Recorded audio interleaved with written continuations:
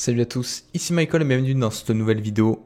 Donc consacrée au logiciel Blender, c'est la suite de cette formation de A à Z pour les débutants. Et aujourd'hui, on va toucher un petit peu à l'edit mode pour savoir comment sélectionner certaines parties des objets pour faire la modélisation par la suite. Donc je sais que vous êtes pressé de modéliser votre premier objet, ce sera la prochaine vidéo. Donc aujourd'hui, on va passer dans l'edit mode, mais avant tout, je vais supprimer le cube de base. Donc je vais faire Supr, je vais faire Shift A, et je vais rajouter un maillage, donc un objet type mesh, qui est une UV sphere. Et là, je vais passer en mode édition. Soit je peux aller en haut à gauche et cliquer sur Edit Mode, soit j'appuie sur la touche Tab. Et ça me permet de passer automatiquement en Edit Mode. Tab permet de switcher en fait entre les deux modes utilisés couramment. Donc si vous travaillez en Sculpt Mode, ça va switcher sur le Sculpt et l'autre mode, etc. Vous avez compris. Donc par défaut, mon objet est sélectionné en intégralité. Pour désélectionner tout, c'est Alt A. Pour tout resélectionner, c'est la touche A. Voilà. Donc Alt A et A, premier raccourci à connaître. Donc on peut voir facilement ici de quoi est constitué un maillage 3D dans Blender. Il y a des points, il y a des arêtes et il y a des faces. Alors si ça s'appelait comme ça, ce serait trop simple. Donc un point en 3D, donc vous avez ici trois modes de sélection, sélection par point, sélection par arête, sélection par face. Ça change un petit peu l'affichage parce que ça nous permet de sélectionner, par exemple, si je sélectionne ces 4 points avec Shift, je peux sélectionner l'équivalent en arête et en face. Voilà. Donc c'est différents modes de sélection. Donc comme je disais, c'est pas si simple. En 3D, un point c'est une vertex. Voilà. En 3D, une arête c'est une edge. Donc là, ça change pas, c'est-à-dire une bordure, une arête. Et en 3D, une face, c'est une face. Donc il n'y a que le point qui change un petit peu. Une vertex, c'est un point. Vous le saurez. Donc je peux faire, comme je viens de vous montrer, des sélections avec Shift. Par exemple, j'ai sélectionné une face. Je peux sélectionner donc différents points. On comprend bien évidemment que les différents modes de sélection vont nous permettre de faire des choses beaucoup plus rapides. Donc si je veux sélectionner ces 4 points, je peux tout simplement sélectionner la face, et si je veux en sélection de points, ça nous amène à sélectionner les points correspondant à la face. Donc la chose qui est intéressante, c'est que tous les raccourcis qu'on a vus avant dans Blender, dans l'Object Mode, s'appliquent également dans l'Edit Mode. Et là, vous allez comprendre un petit peu comment on peut modéliser certains objets. Donc je vais passer en vue de sélection de face, et je vais sélectionner cette face-là. On se souvient qu'on a vu 3 raccourcis. Les changements d'échelle, les changements de position et les changements de rotation. Avec G, R et j'ai oublié lequel, S pour l'échelle. Donc si je fais S, là ça me change bien l'échelle. Si je fais G, ça me change bien la position. Si je fais R, ça me change bien la rotation. Donc je pourrais très bien faire un truc qui ressemble à ça. Voilà. Donc là, voici votre première modélisation. Vous avez bougé une face. Donc aujourd'hui, on va vraiment s'intéresser à la sélection. La sélection, c'est quelque chose qui est très important. Peut-être que vous vous dites, ouais, bon, la sélection, on s'en fout un peu, nous on va modéliser. Ouais, mais pour modéliser, il faut dire à Blender quelle partie vous voulez modifier de l'objet. Et ceci passe par une sélection.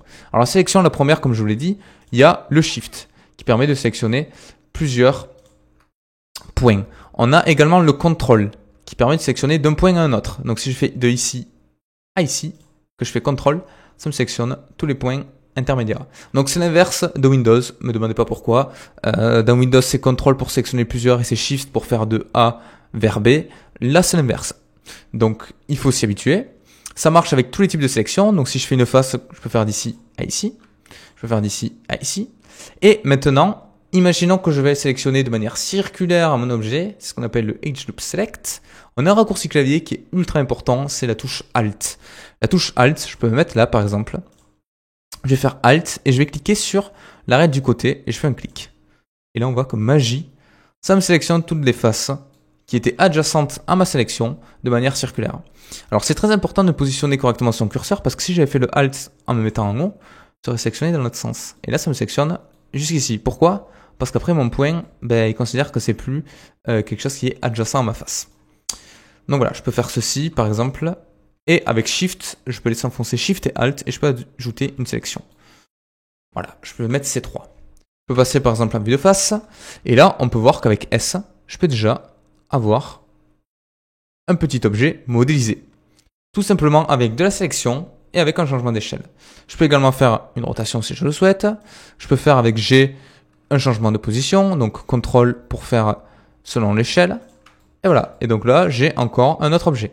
Donc juste avec la sélection, les changements d'échelle et les changements de position, on peut faire des trucs assez sympas. Je vais faire des CTRL-Z. Les autres types de sélection qui sont importants, c'est la sélection progressive. Sélection progressive, c'est quoi? Je vais par exemple passer en sélection par point en haut et je vais faire un clic ici sur mon sommet, sur mon pôle, voilà, de ma sphère. Et là, si je veux faire une sélection progressive, c'est CTRL et plus. Chaque fois que je vais faire ça, ça va agrandir ma sélection avec des points adjacents. Et l'inverse, c'est CTRL moins. Donc je peux, par exemple, faire une rotation, un changement d'échelle, pardon. Et là, pareil, les raccourcis qu'on avait vus dans l'Object Mode fonctionnent. Donc je peux faire S et Z, par exemple, et ça va uniquement changer mon échelle en Z.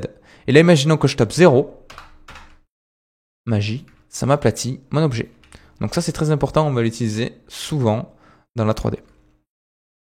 Et je peux donc resélectionner ceci, par exemple, faire une rotation en X, et voilà, j'obtiens des formes assez sympas.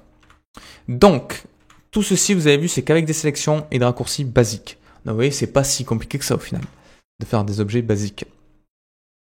Donc, autre chose qui est important, c'est la sélection manuelle, on va dire, comme ceci. Alors maintenant, dans Blender, je crois qu'on peut, voilà, automatiquement faire un glisser et lâcher pour sélectionner mon objet. Avant, le raccourci, c'est la touche B. Donc moi, j'aime bien appuyer sur B. Comme ça, on voit le référentiel avec une petite croix en pointillé qui m'indique où est-ce que je vais sélectionner. Et je peux faire ceci. Donc ça, c'est utile pour sélectionner le tour de mon objet. Donc là, si je veux sélectionner tout le tour, je peux faire ça. Là, je me dis, mais super, j'ai même plus besoin d'utiliser l'ancien raccourci clavier. Et là, on est tout content, on va faire notre modélisation, sauf que quand on tourne, et ouais, ça m'a pas sélectionné ce qu'il y avait derrière. Hein. Parce que par défaut, Blender sélectionne uniquement ce qui est visible dans ma vue 3D. Donc pour pallier à ce petit souci, on a deux possibilités. La première, elle est très simple. Je passe avec Z en vue wireframe. La vue wireframe, on a vu tout à l'heure, elle est accessible également ici, que ça me permet de voir ce qu'il y a derrière mon objet. Donc c'est une vue fil de fer. Donc là, si j'appuie sur B et que je refais ceci, et que je tourne, donc je me remets en sélection solide, ça m'a bien sélectionné tout le tour de mon objet. La partie visible qui avait face à moi et la partie qui était cachée derrière. Moi, j'utilise tout le temps ça. Si vous souhaitez malgré tout rester en sélection solide, il y a un petit outil qui s'appelle Toggle X-Ray. Je clique dessus. Et là, on voit que ça nous fait un mélange en fait entre la vue solide et la vue fil de fer. Et ça me permet avec B de faire une rotation, une sélection pardon, autour de mon objet. Et je peux le redésactiver. Donc voilà. La seconde sélection qui est importante, c'est tout simplement la sélection manuelle. Pardon, je cherchais le terme. Alors ceci, ça va se faire avec la touche C. La touche C, donc B, ça nous fait apparaître une croix référentielle. La touche C, ça nous fait apparaître un cercle. Donc ce cercle, on peut le changer avec la molette. Voilà, et ça va changer en fait le rayon de sélection. Donc si je me mets par exemple ici, je peux sélectionner en faisant un clic et laisser enfoncer vraiment la partie de l'objet comme je le souhaite. Donc voilà, là j'ai sélectionné, je fais échappe pour valider ma sélection et je peux faire un changement d'échelle par exemple en Y. Voilà, je peux faire un truc comme ça. Bon, ça ne ressemble pas à grand chose, mais ça nous fait un objet. Ok ? Maintenant, quelque chose que je ne vous ai pas expliqué, c'est comment enlever de la sélection. Donc là, j'ai ma sélection. Maintenant, si je veux enlever tout ceci, je peux soit faire tout simplement un Shift et un clic pour enlever, soit si je fais B ou C pour aller sur mes sélections manuelles, je peux faire un clic molette. Le clic molette, en laissant enfoncer, c'est l'inverse du clic classique. Donc si je fais B, que je sélectionne tout ça, ah mince, je me suis planté, je peux faire clic molette, bam, et ça me l'enlève. Et là, je peux encore faire un G, Y, par exemple, pour changer la position de mon objet. Donc voilà, je pense que c'est tout pour les sélections. Et juste après, on va voir comment modéliser une petite table. Donc ça va être notre première modélisation 3D. J'espère que vous êtes impatients. Allez, à tout de suite. Ciao.